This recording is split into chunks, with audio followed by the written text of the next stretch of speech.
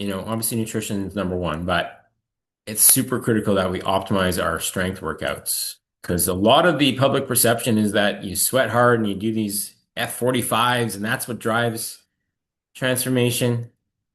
A lot of effort and time that's wasted. So we want to optimize. So that's what Abby is here to discuss today, along with any and all of your questions that I'm sure you guys will be ready to share at the end. So over to you, Abby. Hmm. Righty. I wasn't sure if you were actually coming on. I was like, am I supposed to be starting the Zoom? Can I get permission to share? Okay, perfect. All right. Okay, can we see this? Thumbs up. Mitch, you're the only one I can see, so can you see it? Okay, cool. All right. All right, so like Mitch mentioned a little before the call, like just working out with no structure or purpose, just randomness gives us kind of random results. So why your program works and why we keep it the same for a minimum of 4 weeks. That's what I'm going to go through today. So hopefully you'll understand by the end of this why it's important to stick with the same program for a period of time and how that actually gets us the results that we're after.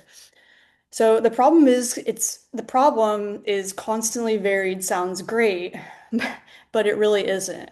Um, One of the things is if we're always sore, a lot of people are chasing soreness, and that's what a lot of these, you know, workouts I will not name and places I will not name are, after is that, oh, I feel everybody wants to feel sore and they feel like they've accomplished something. And that's not always the dictator of progress. And in fact, if you're always sore, I would consider that a problem that we need to address. So soreness is a sign of novelty, but not effectiveness. So we could be sore doing random things forever and go nowhere, just like we're sore after we do some painting, or we're sore if we're getting up and down from a ladder or moving, from like moving homes, like moving boxes.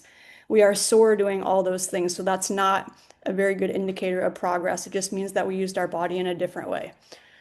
When we're doing random workouts every single week and changing it up so often, there's really no way to measure how well we're progressing. If your workout is changing every single session, if we're doing something different all the time, we can't actually track improvement. So we never actually know if we're making progress or getting stronger, just like if we don't ever track our food, we actually don't ever know how many calories we're eating. So, and then, we're kind of missing the point is the boot camp style circuits prioritize calorie burn over building the muscle that changes our body and your composition long term. Okay. So the science behind why we keep it at a minimum of 4 weeks is the first thing is skill acquisition. The first 1 to 2 weeks of any program, we're learning a movement and we're learning movement patterns. So if we start changing things before we master them, it's kind of wasted effort. If we're doing different things all the time, we can never actually master one thing.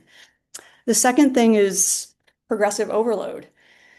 Keeping the same lifts, keeping the same workouts over 4 weeks lets us add weight or reps to each week. And that's the mechanism on how we get stronger and build strength. The third reason is measurable results. Week 1 to week 4 comparison is your proof. So you can see that you lifted more. You can tell if you got stronger. You can actually see that by the numbers. And then the fourth one is neural adaptation, is our nervous system gets more efficient at recruiting our muscle fibers over time.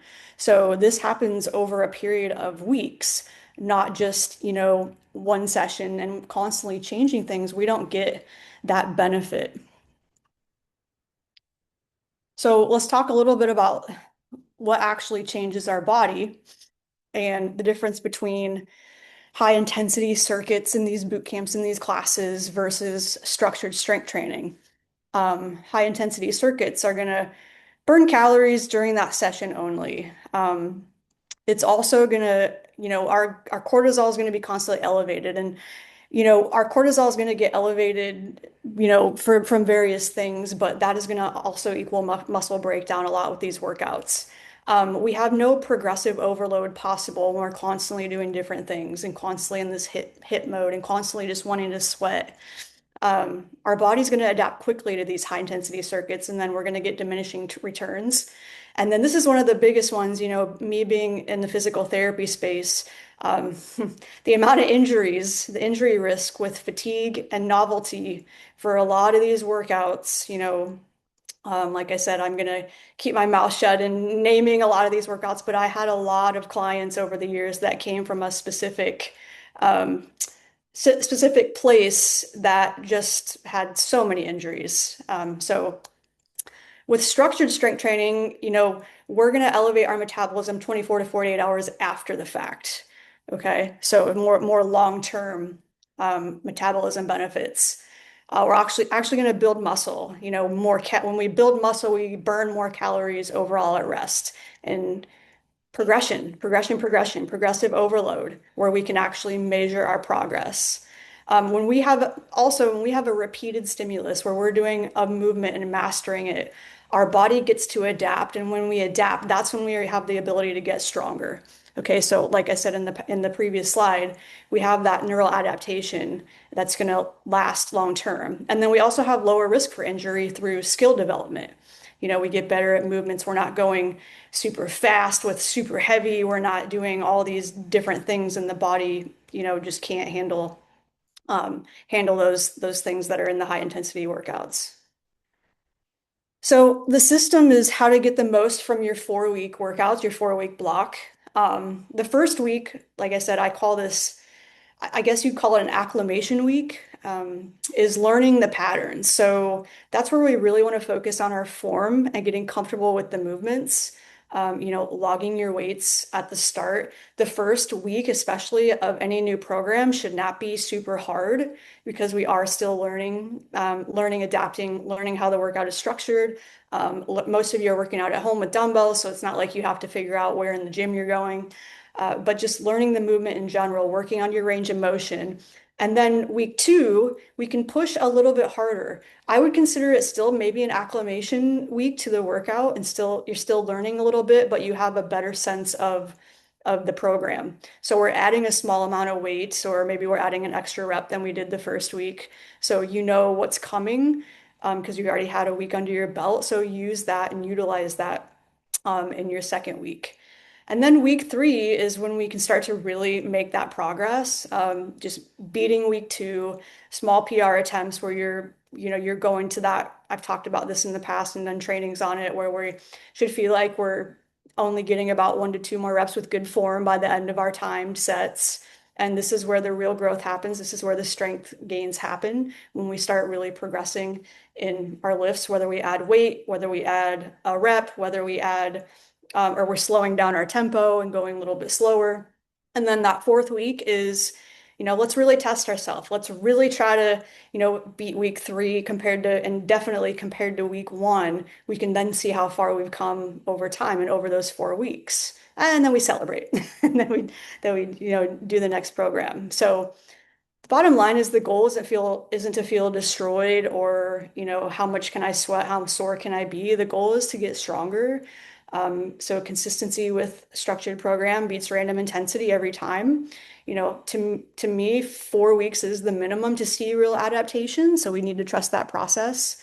And your program is designed to progress. So let it, but also take initiative to make sure that each week you are progressing in something. And that's how we're going to get, those improvements. That's how we're going to get stronger. That's how we're going to start looking better and all the results you want. So utilize and make sure you're progressing. And I think that is any questions?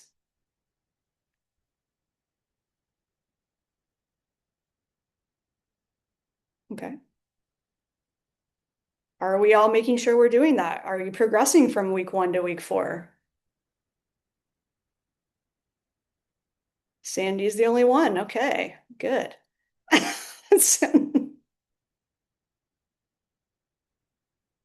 right, Mitch, do you have anything to add?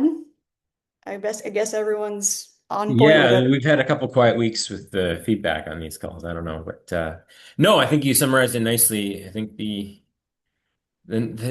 desire for novelty really gets us in trouble, wanting to have a new workout every time, which is why so many people just randomly YouTube workouts and then wonder why they're not making any progress. And that's Hmm. why we structure the way we do. But at the same time, we want to ensure that we're swapping out exercises you don't feel or it doesn't work for your anatomy. So that feedback throughout is great. We want that. But yeah, I would encourage you to really commit to that 4 week block and work on really trying to challenge yourself, get outside your comfort zone, push the weight when it feels safe to do so. Hmm. Oh, yeah, sorry, I'm sidetracked. We got a question. So let's go to Wendy's question so I can stop rambling. I find that the split RDL feels weird. Can you elaborate on that? What feels weird about it?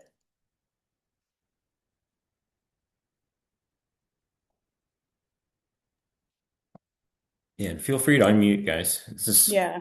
in a group. Sometimes texting, typing takes longer. Can you demo it? Oh, well, we can bring up the video, but Is there like I can see. And it makes that's another point is like, make sure you guys are watching the videos, make sure, like I said, if something doesn't feel right to you, then I would try to film yourself and let us take a look. And because maybe it's something, that you're that we can help correct for you.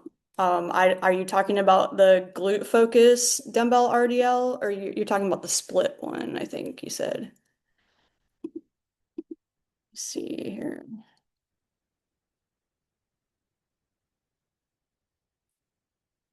Um,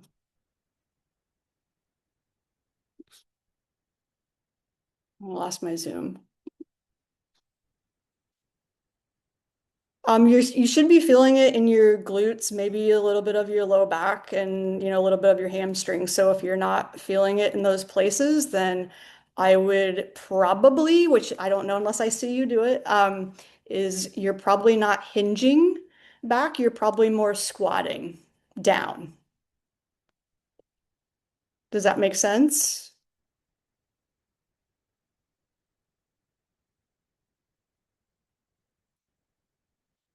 Because I don't see a split RDL in your current program. Are you talking about the glute focused RDL or the split leg? Can you come off mute or no? You can't. This might be a little easier. Hi. Hello. Um, there is a split RDL. There's a glute focused RDL. Now I can't remember which one I'm thinking of. Are you talking Um, about one of your legs in front of the other or yeah. okay. Where do you feel it when you do that? Um, somewhat in the hamstrings, but Yeah, that's where you should feel it. thought we're okay. Yeah, Hmm.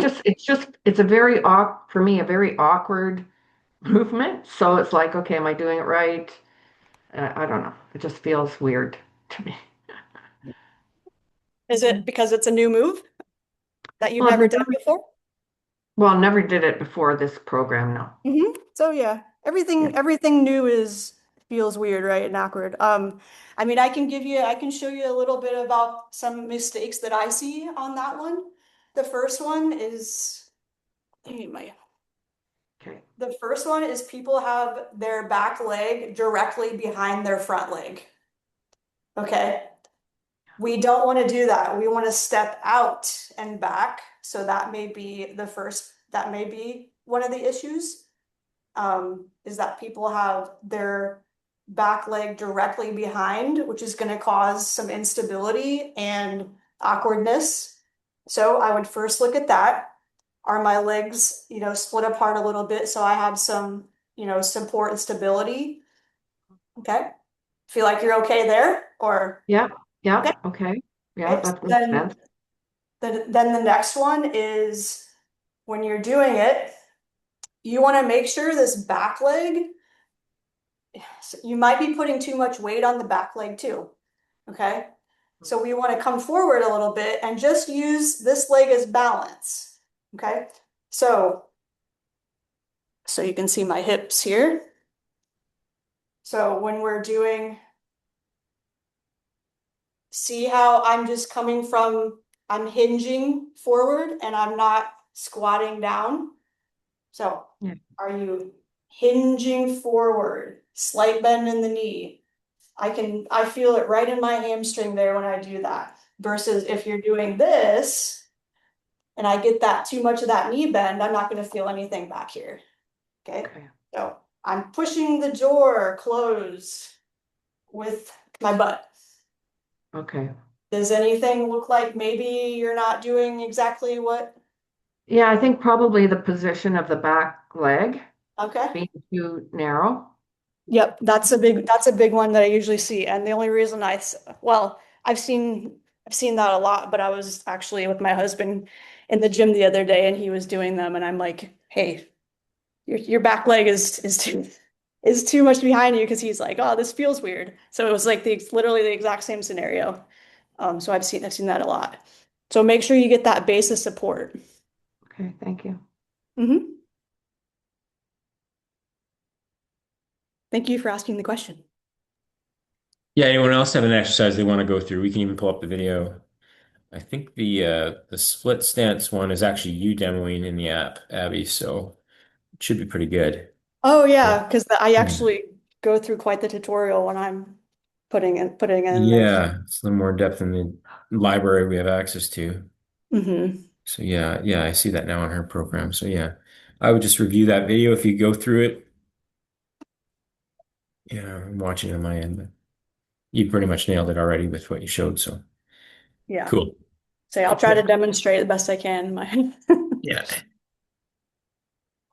Anyone else having any issues with movements or any question in general? Doesn't have to be about training. Right. Yeah, and if you missed out on the small group sessions we did, that was largely designed to get through questions and get your form assessed. We'll probably bring those back after summer, some capacity. They went okay. Hmm. Yeah. What were Okay. the biggest mistakes that you saw? Well, it's definitely the stiff legged deadlift Yeah. is the one that always comes up most frequently. We got Jackie's Oh, hand up. always the squat, right? Yes, they turn it into a bit of a bastardized Uh-huh. squat or have the Mhm. weights too far out in front of them, and no wonder they feel Yeah. it in the lower back. Yeah. But yeah, a Jackie? lot of them is just the little tweaks, the rows coming up too much in the shoulder versus back to the hips. Yeah. We'll let Jackie, the floor is yours though. Your hand's up. So, you got a Okay, question? sure. Hi. Yeah, it's not so much a problem, but during Abby's presentation, she had mentioned like you shouldn't always feel sore. And so something I've noticed for a few months now, and it doesn't necessarily bother me, but it just kind of reminded me, my forearms are like always sore.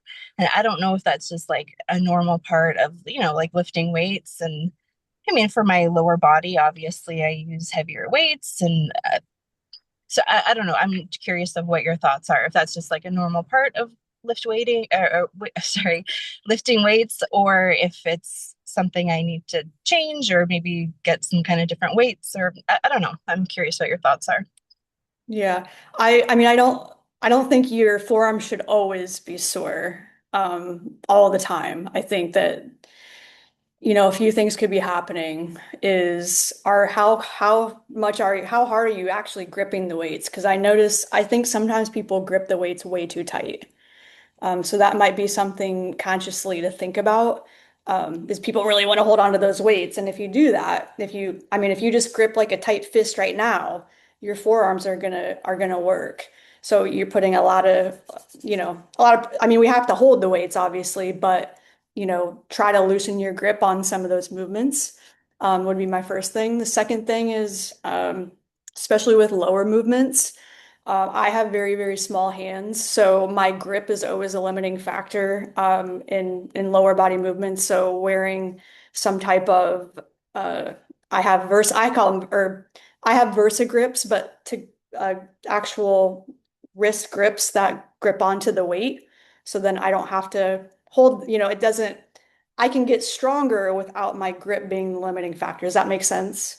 Okay. But I would just notice over, this week or whatever in your workouts, like, holy crap, like I am really gripping these these really tight. So if you're doing that in the entire workout, then think about that. That's a lot of like tensing here on the forearms. Those would be my two suggestions. Like I'm a big fan of the grips using with lower body. And then, the third thing is, yeah, is your grips, your extensors are and your flexors, are they a little bit weak? You know, um, so those are also some things to look at. So just, stress balls or just, or Mitch, you could put farmer's carry. We could do some farmer's carries or just working on grip strength in general. But I think probably for most people, you're gripping the weights really tightly, probably. Does that resonate, or do you like if you think about it? Yeah. Hmm. Yeah, that I'll definitely be more mindful of that and maybe see how it progresses over the next few weeks. Thank you. Yeah, because And I is think it muscle? Sorry, go ahead. well, I just think sometimes people get this fear that they're gonna like drop the weights or they're gonna, if you're doing like overhead stuff. But I promise you, you can loosen them up a little. And especially like something on, say, like a bicep curl, even. When you loosen up your grip and even a lat raise, you are actually able to utilize the muscles a lot more when you loosen that grip up a little. So Yeah, exactly. And it's purely muscle soreness, right? It's not like tennis elbow, like shooting yeah, pain. that was going to be my next question. Yeah. It's like it's just muscle soreness. There's no Okay. like joint or ligament or anything like that. It's Right. just muscle soreness. Yeah. Yeah. Yeah. So I think the key there to just conscious to be aware to loosen your grip a bit Mhm. because yeah, you want to train your forearms, but sometimes it compensates too much, like you said with the bicep curl, Abby, where a looser grip is actually more effective. And And even straps, lat raise too. Hmm. yeah, right. And straps can help. Like the heavier the weight gets, often I use straps in like floor deadlifts and stuff because I want the back to give out before the grip does. I Yeah. want to train the muscle I'm trying to train. So they have their place.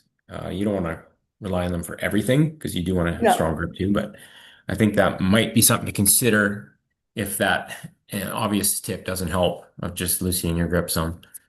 Hmm. I Yeah, think that I could be. definitely would not use them for everything, but they are helpful in, if you when you start to lift over time and you become, I don't know, more proficient or whatever, you start to learn like, okay, yeah, it's like me, like my hands are small.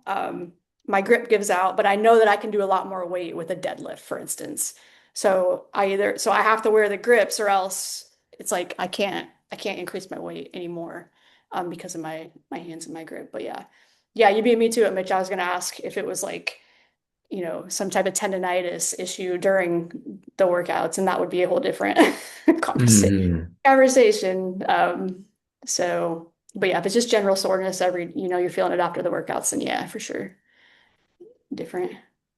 I have a golfer's elbow right now, and it's ugh, sucks.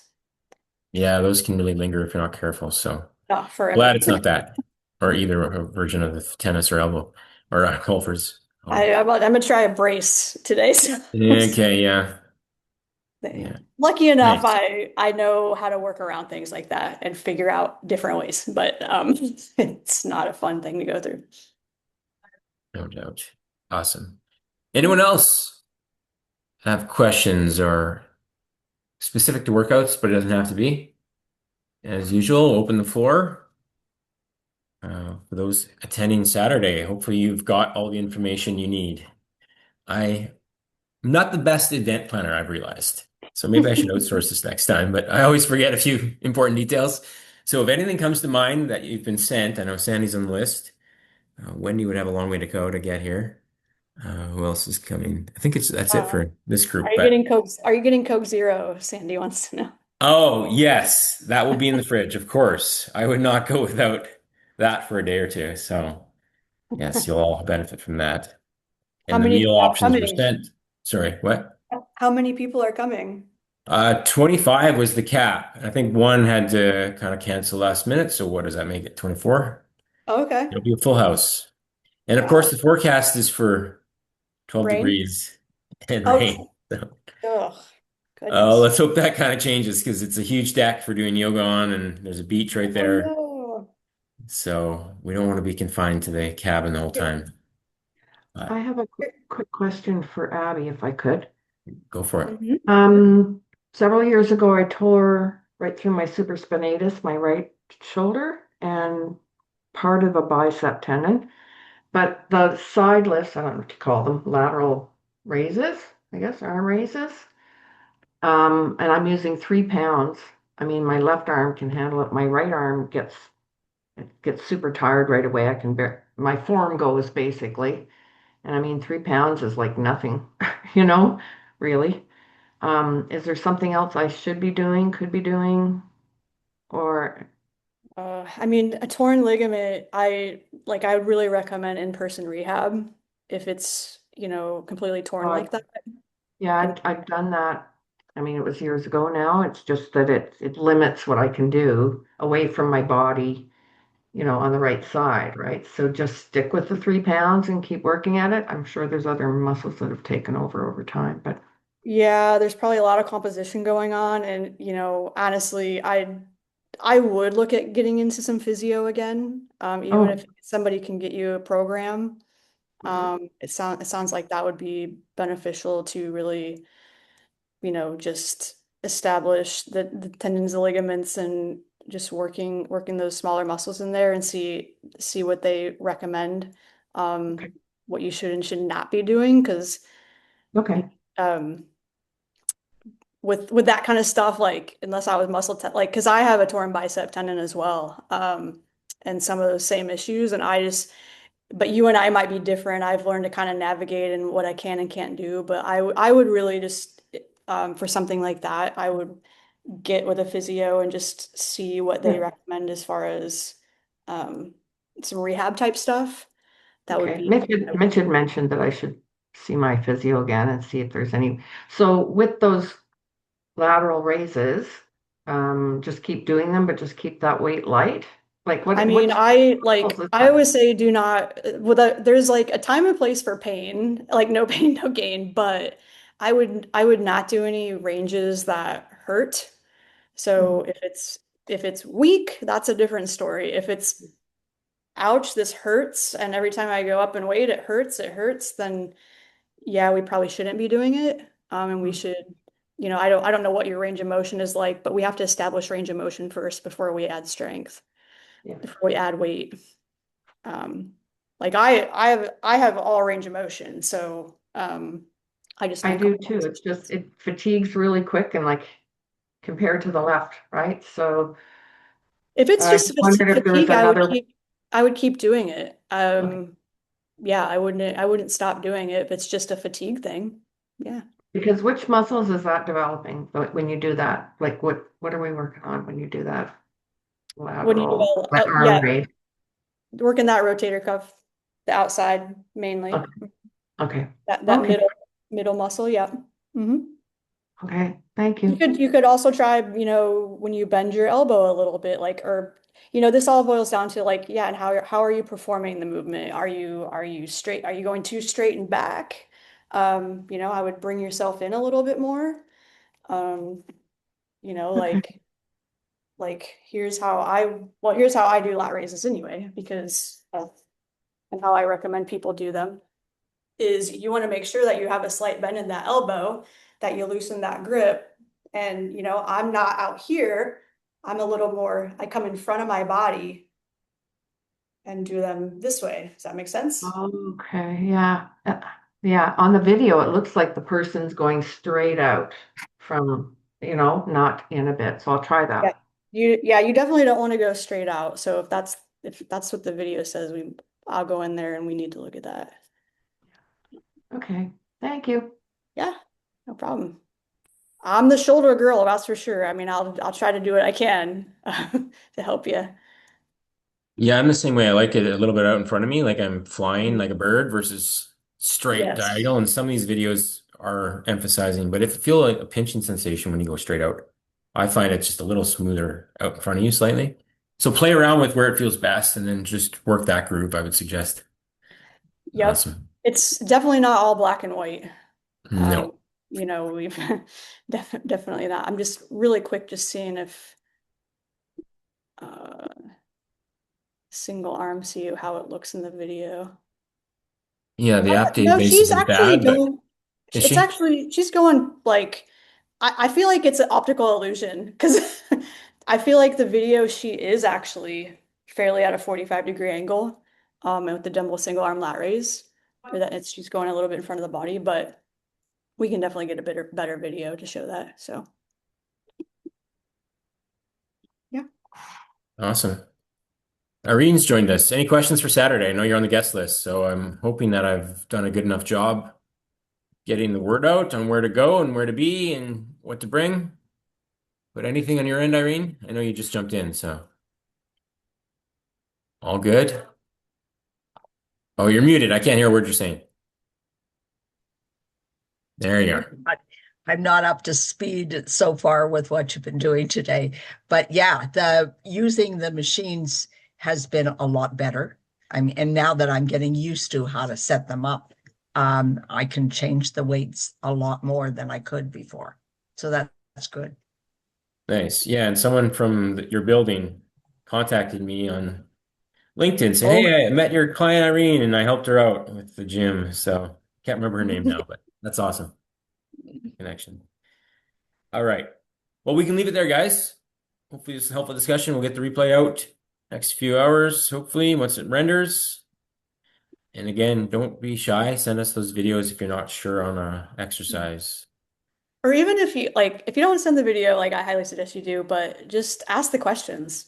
If, don't suffer in silence. 100%. Couldn't So, have said better. yeah. All righty, guys. Have a good rest of your week. Talk soon.